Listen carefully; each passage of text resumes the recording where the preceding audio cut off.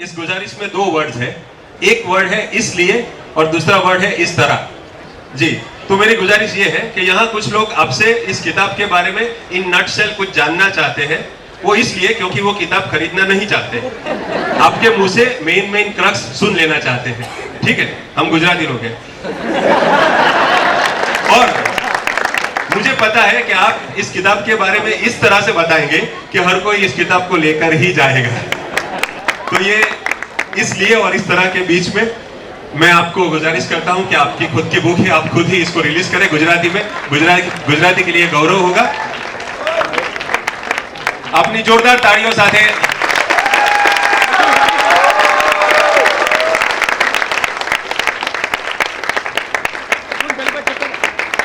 क्या बात, बहुत खूब। શરદભાઈ આપ ઉભા રહેશો ત્યાં, અને દીપકરભાઈ, अनुपमजी हमारे गुजराती के बहुत दिग्गज वार्ता लेखक है, दोनों नवलिकाकार है, नवलकथाकार है। और गजानन पुस्तकालय के विजय भाई भी साथ में खड़े हैं। तो इस बुक रिलीज का फंक्शन गुजराती भाषा में पुस्तक આવી રહ્યું છે। साइड पर आ जाओ भाई।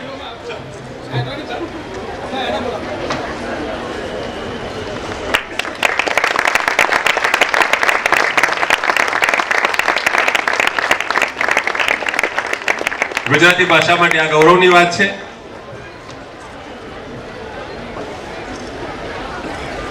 आइए सर। गबरंग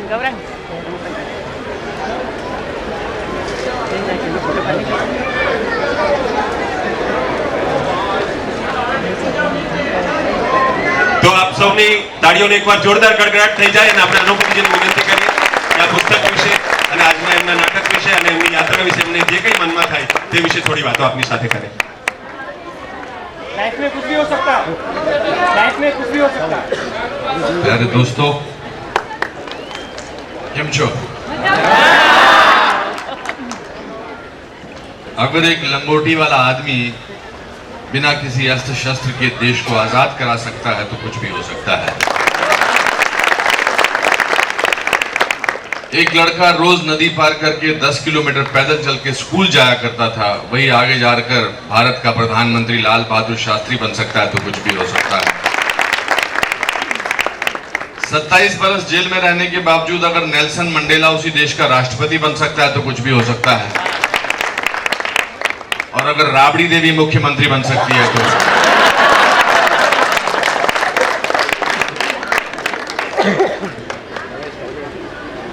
मेरा सौभाग्य है कि आज मुझे सूरत में मेरी ही किताब का गुजराती वर्जन गजानन पुस्तकालय ने मौका दिया इसको आपके सामने लाने का, वो भी इतनी अच्छी ऑडियंस के सामने। दिखने में तो सब पढ़े लिखे लगते हैं आप, और सबसे ज्यादा पढ़े लिखे ये हैं।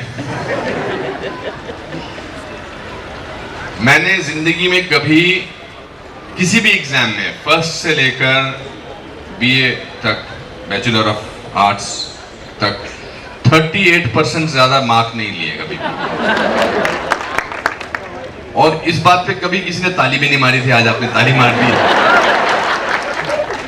और अगर यही रूल आप अपने घरों में अपने बच्चों पे लगा दो कि अगर वो 38% मार्क्स लेकर आए और आप बाप बेटे से बोला बहुत अच्छा किया बेटा, थैंक यू वेरी मच, क्या बात है, तो फिर कुछ भी हो सकता है। मतलब यही है। मेरा जन्म शिमला में हुआ था। एक गरीब निम्न वर्गीय परिवार के पिताजी थे मेरे, फॉरेस्ट डिपार्टमेंट में क्लर्क थे। 90 रुपया उनकी तनख्वाह थी और हमारा परिवार 14 लोगों का था। और उस वातावरण में 14 लोग एक छोटे से कमरे में सोते थे, कहीं कोई 10 बाय 12 फीट के कमरे में, और एक साथ में किचन था। तो उस वातावरण में हमें अपनी गरीबी का एहसास नहीं होता था, क्योंकि हमारे माँ बाप ने कभी इस बात का एहसास नहीं होने दिया। और मेरे दादाजी बहुत अच्छी बात कहते थे, साथ में रहते थे दादाजी, चाचा, चाई, चाची, ताए, उनके बच्चे, 14 लोग रहते थे। तो तो दादाजी कहते थे जब सबसे बड़ी जो धन की बात है, सबसे बड़ा धनी वो होता है जो गरीबी में खुश रहता है।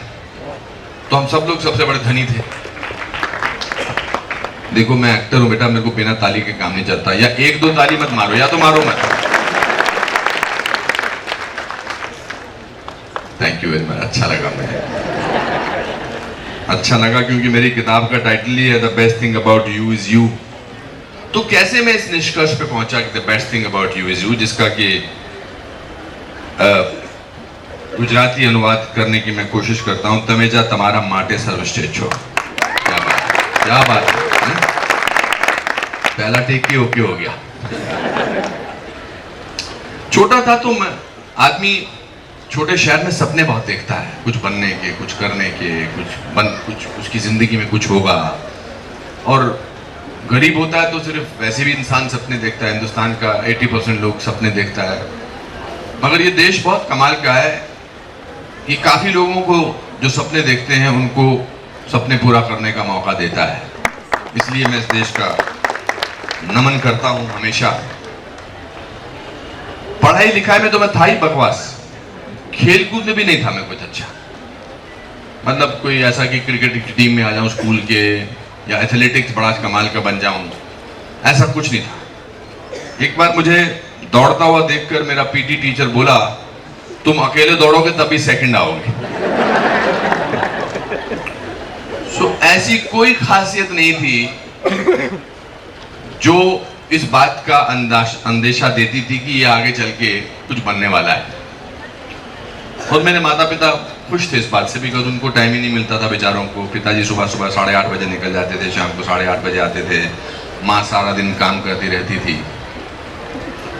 मगर मेरे जो सपने थे वो मैं देखता रहता था पहाड़ पे चढ़ते। स्कूल मेरा कोई 12 किलोमीटर दूर था। हिंदी मीडियम स्कूल में मैं गया था, जहाँ पर ABCD 5th स्टैंडर्ड से सिखाई गई थी। बड़ी मुश्किल से एक बार मुझे स्पीच देने का मौका मिला, मगर पहली लाइन बोल के मुझे बिठा दिया प्रिंसिपल साहब ने। प्रिंसिपल साहब ने बोला अंग्रेजी में स्पीच दो, तो मैंने सारी स्पीच याद कर ली। और बजाय ये बोलने की कि लेडीज एंड द जेंटलमैन, मैंने बोला लेडीज ऑफ द जेंटलमैन। मेरा स्पीच का करियर वहीं खत्म हो गया। पहला नाटक किया। मैं अपने अपने फेलियर्स आपको इसलिए गिना रहा हूं, इसके बावजूद भी अगर मैं एक किताब लिख सकता हूं तो कमाल में कुछ भी हो सकता है। कि मैं पहला प्ले किया नाटक, मैंने पहला नाटक, लोग कहते हैं एक्टर जो है वो बॉर्न होता है, पैदा होते ही एक्टर बन जाता है। एक्टर बनने के लिए ट्रेनिंग की जरूरत नहीं होती है। यहाँ भी हर मोहल्ले में कोई ना कोई शाहिद कपूर, आदित्य राय कपूर, करीना कपूर, आलिया भट्ट अपने मोहल्ले में सब जगह होती है। तो मेरा पहला नाटक था 5th स्टैंडर्ड में। हमारी क्लास टीचर मिसेस बजाज ने एक प्ले चुना था। प्ले का नाम था पृथ्वीराज चौहान। और चूंकि मैं क्लास में सबसे गोरा लड़का था, मेन रोल मुझे मिला, क्योंकि टीचर कहती थी राजा हमेशा गोरे हुआ करते हैं। मगर मैं बहुत पतला था, सुकड़ा हुआ। अंग्रेजी में कहावत है कि I was so thin that I could see through a keyhole with both my eyes. मजा आया? इनको भी आया, मगर थोड़ा लेट हो गए। तो मैं बन गया पृथ्वीराज चौहान। और जो मेरा जयचंद का रोल कर रहा था वो एक दूध वाले का बेटा था, नंद किशोर, नंदू। दूध वाले का बेटा, हट्टा कट्टा, मुझसे 5 गुना ज्यादा मोटा। प्ले की कहानी कुछ ऐसी थी कि पृथ्वीराज चौहान को जयचंद की बहन संयुक्ता से प्यार हो जाता है, और प्ले में मुझे जयचंद को तलवार मार के 2-3 बार, ऐसे इसको 3 बार गिराना था। मैंने अपने सारे रिश्तेदारों को, खानदान वालों को बोल दिया, भाई कल मैं प्ले कर रहा हूँ और प्ले में अंत में मैं जीत जाता हूँ। तो मेरे पिताजी ने थोड़ा गौर के देखा, तुमने तू कब से जीत सकता है? और ये थोड़ी हवा चल रही थी उस दिन जब मैं बोल रहा था, तो सड़क पे बोला तो हिल भी रहा था हवा से थोड़ा सा।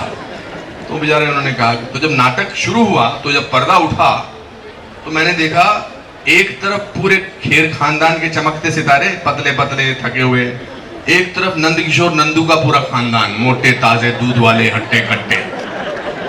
मगर मैं तो रिलैक्स था, मुझे पता था प्ले में तो मुझे जीतना है। मेरे पिताजी भी रिलैक्स थे, उनको पता था बेटा ही जीतने वाला है। जब सीन आया, लास्ट सीन क्लाइमैक्स का, तो मैंने डायलॉग बोला, चला जा ना बकवास कर तू नंदू गिर, तो नंदू गिर गया। मेरे पिताजी थोड़े मुस्कुराए। फिर दूसरी बार 3 बार करना था, फिर दूसरी बार बोला, चला जा ना बकवास कर तू नंदू गिर, नंदू फिर गिर गया। जब मैंने तीसरी बार डायलॉग बोला कि चला जा ना बकवास कर तू, सडनली ऑडियंस में से नंद किशोर का बाप खड़ा हो गया और बोला, नंदू अब के गिरा तो घर ना आइयो।